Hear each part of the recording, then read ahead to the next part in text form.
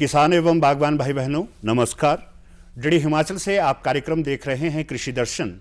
इस कार्यक्रम में हम कृषि एवं बागवानी के विभिन्न विषयों के ऊपर चर्चा करते हैं, बातचीत करते हैं।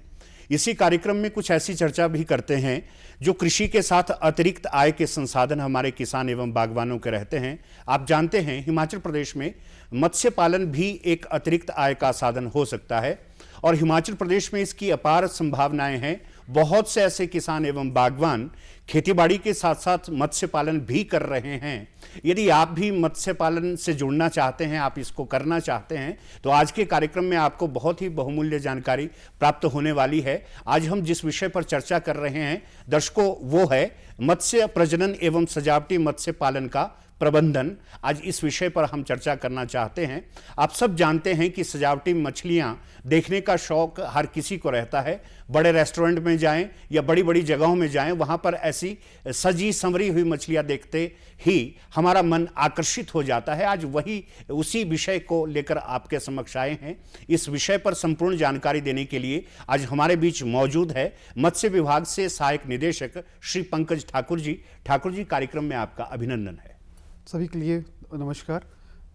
ठाकुर जी, आज का ये जो विषय है ये हमारे किसान एवं बागवानों के लिए अति महत्वपूर्ण है। इसलिए भी है क्योंकि हिमाचल प्रदेश में मत्स्य पालन की अपार संभावनाएं हैं। आपसे यही जानना चाहे कि कार्प प्रजाति की मछलियां कौन कौन सी रहती हैं? देखिए, कार्प प्रजाति जो है ये बहुत बड़ी एक मछलियों की एक बहुत बड़ी फैमिली है। इसमें बहुत सी मछलियां पाई जाती हैं, लेकिन जो हमारे इस ऊंचाई वाले जो क्षेत्र हैं, मैदानी क्षेत्र और ऊंचाई वाले क्षेत्र, इनमें जो हमारे इस प्रदेश में जो पाई जाती हैं, इसमें 7-8 प्रकार की कार्प प्रजाति की मछलियां हैं। जैसे कि कतला, रोहू, मृगल, ये हमारी यहाँ की इंडियन सब कॉन्टिनेंट की मछलियां हैं। जबकि silver carp, grass carp, common carp, ये सारी ही जो है वो कार्प प्रजाति की मछलियां हैं। और ये एग्जॉटिक फिशेस हैं, ये मतलब हमारे देश की नहीं है, इनको हमारे देश में लाया गया है। तो ये जो कतला, रोहू, मृगल है, ये हमारे इस इंडियन सब कॉन्टिनेंट की फिशेस हैं जो प्राचीन समय से हमारे यहाँ नदियों में, जलाशयों में और बड़ी नदियों में पाई जाती हैं। हिमाचल प्रदेश आप जानते हैं भौगोलिक परिस्थिति से बहुत ठंडा भी है। ऊपरी क्षेत्र बहुत ठंडा है, मध्य क्षेत्र थोड़ा कम ठंडा और निचले क्षेत्रों में तो गर्मी भी पड़ती है। तो हिमाचल प्रदेश में यदि मत्स्य पालन कोई करना चाहे, इन प्रजातियों में से कौन सी ऐसी मछलियां हैं जिनका पालन हमारे मत्स्य पालक कर सकते हैं? इसमें मैं बताना चाहूँगा सभी अपने मत्स्य पालक और कृषक भाइयों को, ये जो आपके कम ऊंचाई वाले जो क्षेत्र हैं, शिवालिक हिल्स जो हैं, इसमें आप एक मछली का भी एक तालाब में पालन कर सकते हैं और बहुत सारी मछलियों का भी एक साथ जो है इसी प्रजाति की मछलियों का जो एक साथ पालन कर सकते हैं। जबकि ऊपरी जो क्षेत्र हैं, जो बर्फीले क्षेत्र हैं और अधिक ऊंचाई वाले जो क्षेत्र हैं, हाई एल्टीट्यूड्स जो हैं, ग्रेट हिमालय जो हैं, उसमें जो है वो अलग प्रकार की मछली जिसको हम ट्राउट नाम से जानते हैं, वो वहाँ पे तैयार करने के लिए, प्रजनन करने के लिए वो ऊंचाई वाले क्षेत्र जो हैं वो अनुकूल हैं। जबकि कार्प के लिए, आपके कतला, रोहू, मृगल के लिए जो आपके निम्न क्षेत्र जो हैं ये अधिक अनुकूल क्षेत्र हैं और इनका ही यहाँ पे जो है सफल प्रजनन, उत्पादन किया जाता है। पंकज ठाकुर जी, बहुत महत्वपूर्ण है प्रजनन विषय। यदि हम प्रजनन की बात करें तो कौन सा ऐसा समय है जो बिल्कुल उचित है प्रजनन के लिए मत्स्य के संदर्भ में? जो ये कार्प प्रजाति की मछलियां हैं, इसमें दो तरह से मतलब साल के 2 समय में जो है वो प्रजनन होता है। एक तो जो आपकी एग्जॉटिक फिशेस हैं जो अलग हमारे जो देश में लाई गई हैं बाहर के देशों से, इसमें कॉमन कार्प आ गया, आपका सिल्वर कार्प, ग्रास कार्प, ये जो ज़्यादा इनका ब्रीडिंग का जो बेस्ट समय है वो आपका फरवरी के ऑनवर्ड्स, फरवरी माह के बाद का जो मार्च अप्रैल महीना है, ये निम्न ऊंचाई के क्षेत्रों के लिए बेस्ट है और उस टाइम यहाँ पे प्रजनन जो है इन मछलियों का अच्छी तादाद में किया जाता है। जबकि जो ठंडे क्षेत्र हैं जहाँ पे हमारे विभाग के सरकारी फार्म भी हैं, तो वहाँ पे जो जैसे चंबा हमारा जो ऊंचाई का क्षेत्र है, तो वहाँ पे ये प्रजनन मार्च में ना होके ये अप्रैल में होता है। तो इस प्रकार से ये सारा वातावरण और तापमान के ऊपर ज़्यादा निर्भर करता है कि कौन सा क्षेत्र जो है वो कौन सी प्रजाति के लिए अनुकूल रहेगा। बीजोत्पादन की आप बात कर रहे हैं, तो बीजोत्पादन आप लोग कैसे करते हैं? कैसे बीज तैयार किया जाता है और कैसे फिर उसको मत्स्य पालकों तक भिजवाया जाता है? सबसे पहले ये जो बीज उत्पादन का है, हमारे जो प्रदेश में सरकारी हमारे फार्म हैं, जो कार्प, जो हम बात यहाँ पे इस विषय पे जो कर रहे हैं वो कार्प फार्मों की कर रहे हैं। तो हमारे अधिक से जिलों में जो है वो कार्प के अपने फार्म हैं विभाग के, और उनका उद्देश्य हमारे कृषक भाइयों के लिए हर साल बीज का उपलब्धता का जो है उपलब्ध करवाना है। तो कार्प पालन के लिए हम लोग मार्च अप्रैल से ही बीज का जो है वो उत्पादन शुरू करते हैं, और मार्च अप्रैल के बाद जब वो प्रजाति का बीज हमारे पास उत्पादित हो जाता है तो उसको मई जून के माह से उसको कृषकों को बेचना शुरू कर देते हैं। और मैंने जैसे शुरू में कहा कि दो प्रकार की प्रजाति, मतलब एक ही प्रजाति में दो अलग अलग प्रकार की मछलियां हैं जो हमारी इंडिजिनस फिशेस हैं, हमारी जो यहाँ की इसी सब कॉन्टिनेंट की जो फिशेस हैं, इनमें जुलाई और जो मानसून का पीरियड है, जून जुलाई महीना जो है, इनमें जो ब्रीडिंग का पीरियड है वो अनुकूल होता है। तो इसमें जो है हम हाइपोफाइजेशन एक प्रक्रिया है, इंजेक्शन के माध्यम से आपकी कतला, रोहू, मृगल, इन फिशेस में हम इंजेक्शन के माध्यम से जो है वो बीज उत्पादन करते हैं, और उसकी उपलब्धता सितंबर के माह तक हम कृषकों के लिए उपलब्ध करवाते हैं। ठाकुर साहब, हमारे कृषक आपसे ये भी जानना चाहते हैं कि बीजोत्पादन के दौरान, प्रजनन के दौरान क्या तालाब की व्यवस्था को सुदृढ़ बनाया जाता है, या व्यवस्था के मूल पहलू कौन कौन से रहते हैं उस समय?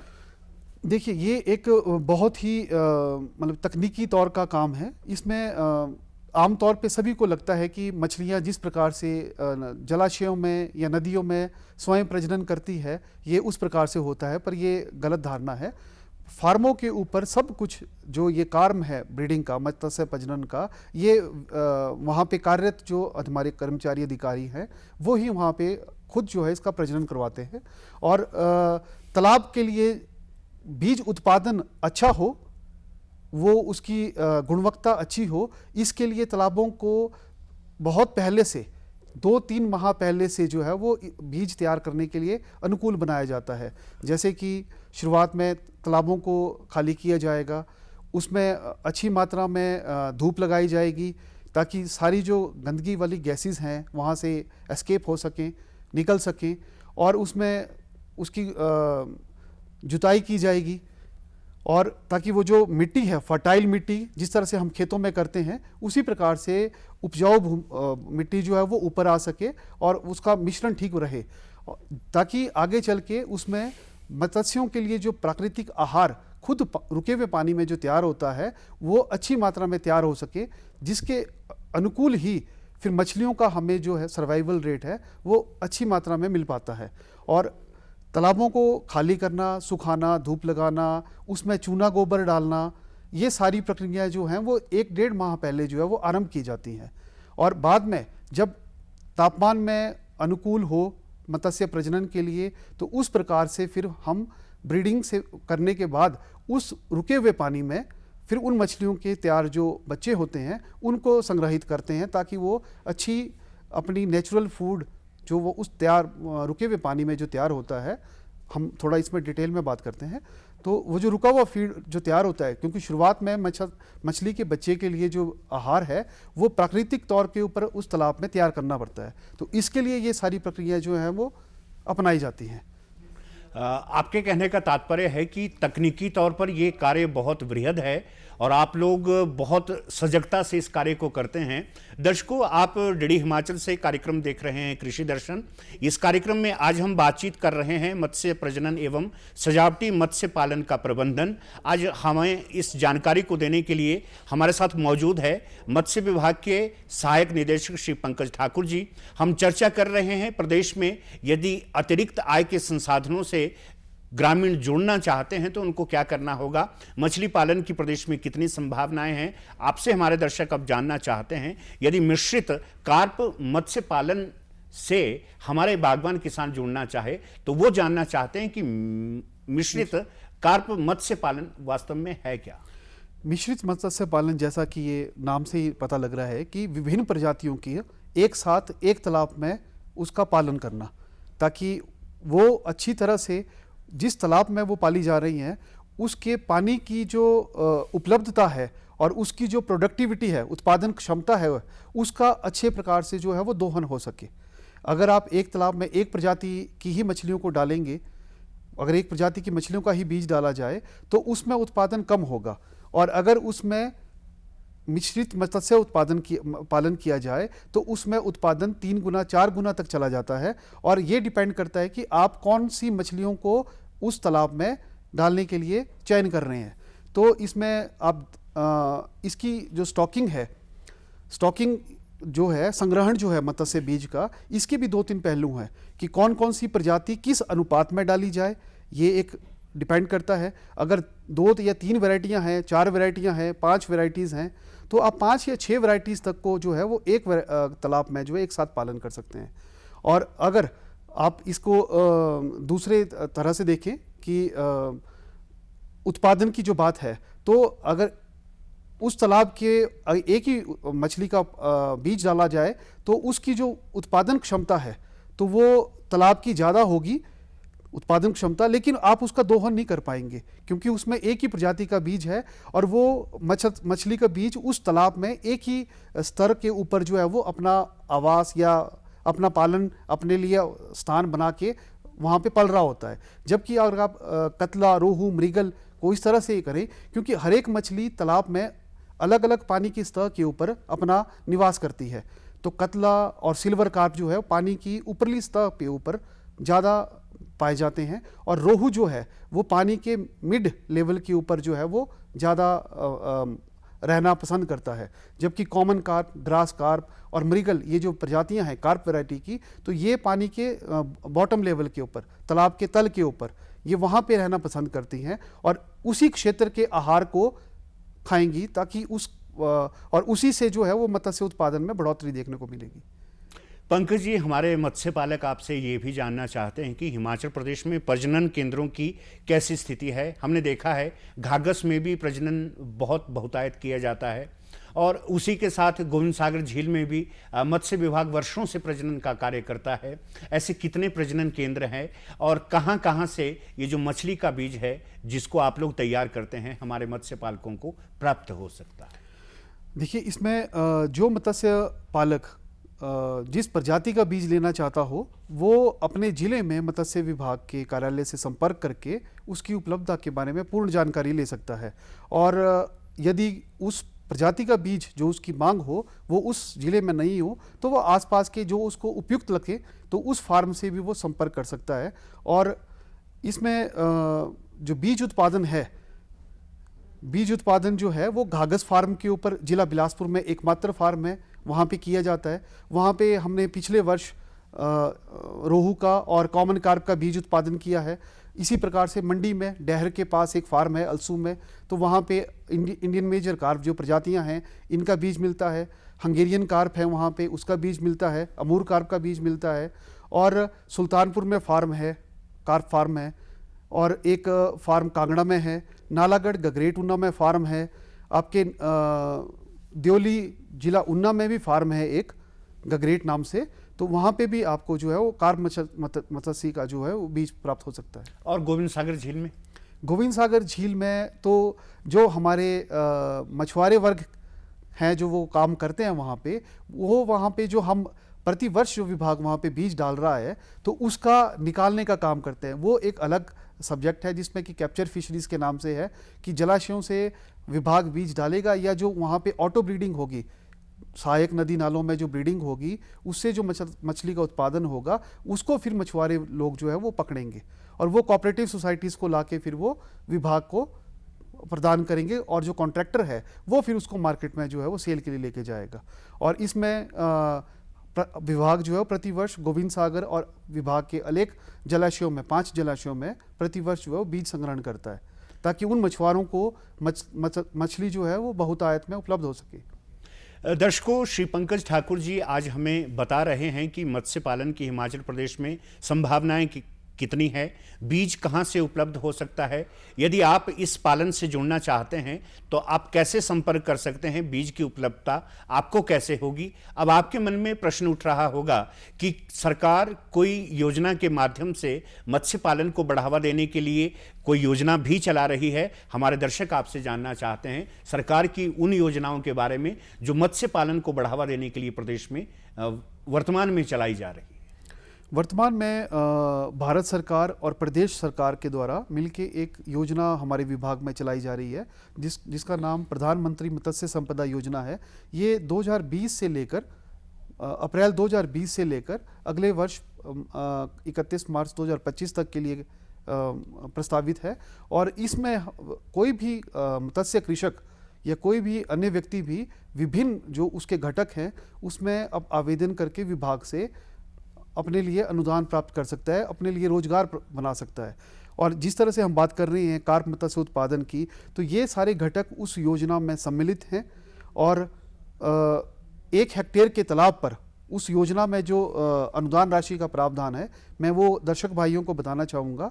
उसमें 8,40,000 रुपये का जो है वो अनुमानित लागत है 1 हेक्टेयर में। यदि आप तालाब का निर्माण करते हैं जो कि कच्चे तालाब हैं, तो उन तालाबों के ऊपर सामान्य जाति के व्यक्ति को 40% की दर से और अनुसूचित जाति, जनजाति और महिला वर्ग को 60% की वर्ग से अनुदान राशि दिए जाने का प्रावधान है, जो कि 40% के संदर्भ में 3,36,000 रुपये बनती है और 60% के हिसाब से 5,04,000 रुपये बनती है। तो ये एक विभाग की ओर से सहायता है उन लोगों के लिए जो इस मत्स्यिकी के साथ जो जुड़ना चाहते हैं।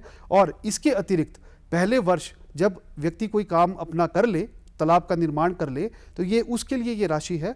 और पहले ही वर्ष जब उसमें वो बीज और मत्स्य का जो आहार है उसके लिए जो राशि खर्च करेगा, उसका अनुमान भारत सरकार के द्वारा 4 लाख रुपए लगाया गया है। और उसमें बीज और खुराक के लिए द्वारा 40 और 7% की दर से द्वारा अनुदान दिए जाने का प्रावधान है, जो कि सामान्य जाति के लिए 1,60,000 रुपया और अनुसूचित जाति के लिए 2,40,000 रुपया जो है वो विभाग की ओर से अनुदान है।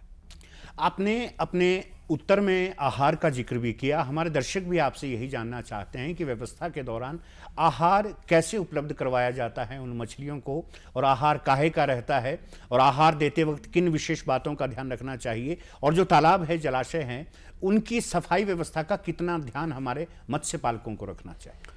देखिए, ये जो तालाबों में जो मत्स्य उत्पादन है ये सिर्फ आपके आहार के ऊपर निर्भर करता है। आपके जो जिस प्रकार की मैनेजमेंट होगी, मत्स्य का वजन उतना, मछली का वजन उतना बढ़ेगा, उतना ही उसी अनुपात में जो है वो कृषक को जो है वो लाभ पहुंचेगा। तो जितना ज़्यादा वजन होगा, अच्छी गुणवत्ता का अगर आप आहार देंगे जो कि एक पूर्ण रूप से एक बैलेंस्ड डाइट होगी जिसमें प्रोटीन, विटामिन, फैट, मिनरल्स ये सारे सम्मिलित होंगे, तो मछली का उत्पादन और वृद्धि दर वो अच्छी देखने को मिलेगी। यदि आप मछली को आहार नहीं देंगे, कम देंगे, तो मछली की वृद्धि दर देखने को कम मिलेगी। तो इसीलिए आपका जो है वो लाभ भी का जो अंश है वो भी फिर कम होगा। लेकिन आहार जो है वो बड़ी मछलियों में 2% जो आपका पूरा वजन उस तालाब में मछलियों का है, उसको अनुपात में एक रफ एस्टिमेट निकाला जाता है कि कितना बीज हमने संग्रहित किया, और समय समय पर उस बीज का औसत वजन निकाला जाता है और कुल बीज के साथ उसकी गुणा करके तब फिर उसमें निकाला जाता है कि इस पूरे तालाब में हमारा कितना बायोमास उपलब्ध है। तो उसका 2% जो है 4% इसके अनुपात में जो है वो बीज आहार दिया जाता है मछलियों को। और शुरुआत में वो चीज़ ज़्यादा रहती है 6%, 4%, और जब मछलियाँ ज़्यादा बड़ी हो जाएं तो फिर 2% के हिसाब से ऑफ द बॉडी वेट। दर्शकों, पंकज ठाकुर जी के कहने का तात्पर्य है कि आहार की व्यवस्था को समझना हमारे मत्स्य पालकों को बहुत ज़रूरी है। यदि आप अच्छा प्रजनन चाहते हैं, आप अच्छी मछली उत्पादन करना चाहते हैं, तो आहार की व्यवस्था को समझना अति अनिवार्य है, बहुत ज़रूरी है। और दर्शकों, इसके साथ साथ आपने देखा होगा जब आप बड़े बड़े होटल में जाते हैं, बड़ी बड़ी जगहों में जाते हैं, वहाँ पर आपको सजावटी मछलियाँ भी देखने को मिलती है, कोई हरे रंग की, कोई लाल रंग की, कोई नीले रंग की, वो एकाएक आपको अपनी तरफ आकर्षित करती है। आइए अब ठाकुर साहब से जानने का प्रयास करते हैं कि सजावटी मत्स्य पालन से भी क्या प्रदेश के किसान बागवान जुड़ सकते हैं। बिल्कुल जुड़ सकते हैं। इसके लिए भी इसी स्कीम में जो है वो अनुदान राशि का प्रावधान है, और ये एक अच्छा व्यवसाय है। जो लोग बड़े क्षेत्र में तालाब का निर्माण ना करके या ट्राउट की इकाइयों का निर्माण ना करके कुछ अलग से अपना व्यवसाय करना चाहते हैं, तो ये सजावटी मछलियों का एक अच्छा और उनके लिए अवसर है। तो इसमें ये मछलियाँ भी इसी प्रकार से जो है पर्यावरण और तापमान के अनुकूल होने पर ही प्रजनन करती हैं, जिसमें कि आपके इस क्षेत्र में गोल्ड फिश जो आप हर एक एक्वेरियम में देखते हैं, ज़्यादातर एक्वेरियम्स में गोल्ड फिश ज़्यादा देखने को मिलती है, कोई कार्प देखने को मिलती है।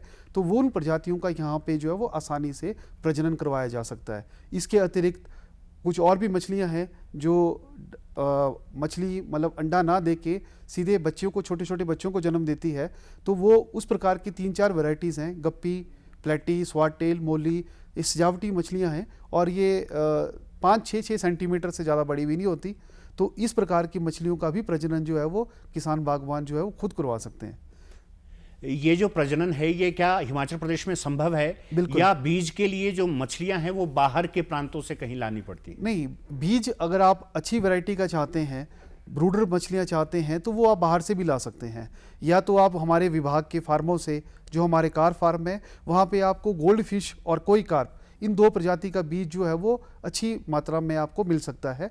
स्वाट टेल, मोली, गप्पी, प्लेटी, इसका भी मिलता है, लेकिन ये डिपेंड करता है कि उत्पादन कितना है और बिक्री कितनी हुई है। लेकिन अधिकतर समय हमारे पास गोल्ड फिश और कोई कार्प का बीज उपलब्ध रहता है। और उस मछलियों को अगर किसान बागवान अपने कोई छोटे तालाब में पालने के लिए डाल दें, तो वो 6-8 महीनों में, साल के आसपास जो है वो प्रजनन के लिए बिल्कुल तैयार हो जाती हैं। और जैसे ही आपका स्प्रिंग सीज़न या समर सीज़न की शुरुआत होती है, तो उस दौरान जो है वो उनका प्रजनन करवाने का बिल्कुल सही समय रहता है। तो उस टाइम प्रजनन करवा के उससे जो है वो बीज तैयार करके आगामी 2-3 माह में, बीज उत्पादन के बाद आगामी 2-3 माह में उनके बच्चे जो है वो बेचने के लिए किसान भाइयों के पास उपलब्ध हो सकते हैं। ठाकुर जी, आप जानते हैं हिमाचल प्रदेश में मुख्य व्यवसाय हमारे किसान साथियों का खेतीबाड़ी है, पशुपालन है। क्या खेतीबाड़ी के साथ, पशुपालन के साथ मत्स्य पालन से भी प्रदेश के बागवान जुड़ सकते हैं, या इसके लिए उनको अलग से समय देना पड़ता है, या परिवार के लोगों की सहायता से भी मत्स्य पालन संभव है? ये कोई भी किसान जिसके पास अपनी भूमि है, पानी का उपयुक्त स्रोत है, या अपनी भूमि ना होने पर कोई उपयुक्त भूमि किसी और की है जिसको वो लीज पे ले सकते, तो उस भूमि के ऊपर भी वो अपने लिए मत्स्य उत्पादन का काम जो है वो पालन का काम कर सकता है। और इसमें कोई बहुत ज़्यादा मुश्किल वाली बात नहीं है, यदि किसान भाई सिर्फ उसमें मत्स्य पालन का काम करे। अगर बीज उत्पादन का काम है तो फिर किसान भाई को विभाग से थोड़ी प्रशिक्षण की आवश्यकता रहेगी शुरुआती दौर में। जबकि मत्स्य उत्पादन के लिए तो तालाब बनाना है, उपयुक्त उसका स्थान का चयन होगा, जो कि विभाग के कर्मचारी अधिकारी मौके का निरीक्षण करेंगे। उस स्थान का निरीक्षण करने के उपरांत उसके लिए अनुदान राशि स्वीकृत होगी। तो ये सारी एक बेसिक सी चीज़ें हैं जो उपलब्ध होनी चाहिए। और ज़्यादातर किसान भाई ये समझते हैं कि ये जो कार्प मत्स्य उत्पादन है, ये ट्राउट की तरह लगातार पानी चाहिए या पानी बदलना पड़े, तो ये ऐसा बिल्कुल भी नहीं है। अगर आप कुछ समय के लिए भी पानी रोक पाते हैं, पूरा साल नहीं तो 8 महीने, 10 महीने, 6 महीने भी, तो उस पानी में भी इस कार्प प्रजाति की मछलियों का जो पालन है वो संभव है। हिमाचल प्रदेश की किसान बागवान आपसे चलते चलते ये जानना चाहते हैं कि प्रदेश में मत्स्य पालन की कितनी संभावनाएं हैं, और जो हमारे युवान साथी इस व्यवसाय से जुड़ना चाहते हैं उनको कितने अवसर प्राप्त हो सकते हैं, आपका क्या मानना है? देखिए जी, कार्प पालन में आपके 1500 मीटर की जो हमारे ऊंचाई वाले क्षेत्र हैं, 1200 से 1500 मीटर से नीचे के जो क्षेत्र हैं, उनमें भरपूर संभावनाएं हैं। इसमें बेसिक जो चीज़ है वो है उपयुक्त स्थान, क्योंकि तालाब समतल रहेगा, जितना बड़ा होगा उसी अनुपात में वहाँ पे बीज का जो है वो संग्रहण होगा, और उसी अनुपात में मत्स्य उत्पादन उसमें अंततः देखने को मिलेगा। तो हर एक तालाब की जो उसका आकार होता है उसी के हिसाब से उसकी एक कैरिंग कैपेसिटी होती है। तो ये भी नहीं किया जा सकता कि उस तालाब में अगर आप ज़्यादा संख्या में बीज डाल देंगे तो उत्पादन फिर उसमें कम होगा। लेकिन अगर किसी के पास अपने आसपास के क्षेत्र में कहीं पे भी अगर उसको उपयुक्त स्थान मिलता है तो वो मत्स्य उत्पादन के साथ जुड़ सकता है और विभाग से वो विभिन्न जिलों में जो विभाग के कार्यालय हैं वहाँ से वो अधिक जानकारी उसके बारे में ले सकता है कि उसके पास कौन सा उपयुक्त स्थान है, तो वो ज़्यादा उसके बारे में विभाग के संबंधित अधिकारी उसको ज़्यादा बता पाएंगे। और इसमें ज़्यादा समय देने की ज़रूरत नहीं है, ये खेती बाड़ी के साथ साथ किए जाने वाला बिल्कुल काम है, आसानी के साथ किए जाने वाला काम है। जी पंकज ठाकुर जी, आज आप इस कार्यक्रम में आए, इतनी महत्वपूर्ण चर्चा आपने कार्यक्रम में की और आपने जो संदेश और जो जानकारी हमारे किसान बागवानों को दी वो उनके लिए बहुत श्रेयस्कर सिद्ध होगी। आपका इस कार्यक्रम में आने के लिए बहुत आभार। दर्शकों, आज के कार्यक्रम में हम बातचीत कर रहे थे मत्स्य प्रजनन एवं सजावटी मत्स्य पालन का प्रबंधन, और इस कार्यक्रम में हमको श्री पंकज ठाकुर जी, सहायक निदेशक मत्स्य विभाग, ने बहुत अच्छी जानकारी दी। आप यदि इस व्यवसाय से जुड़ना चाहते हैं तो उनके कहे अनुसार आप बहुत लाभ में रह सकते हैं और हिमाचल प्रदेश में मत्स्य पालन की अपार संभावनाएं हैं। इस कार्यक्रम में किसी अन्य विषय को लेकर फिर आपके समक्ष आएंगे। अभी आज्ञा दें, नमस्कार। नमस्कार।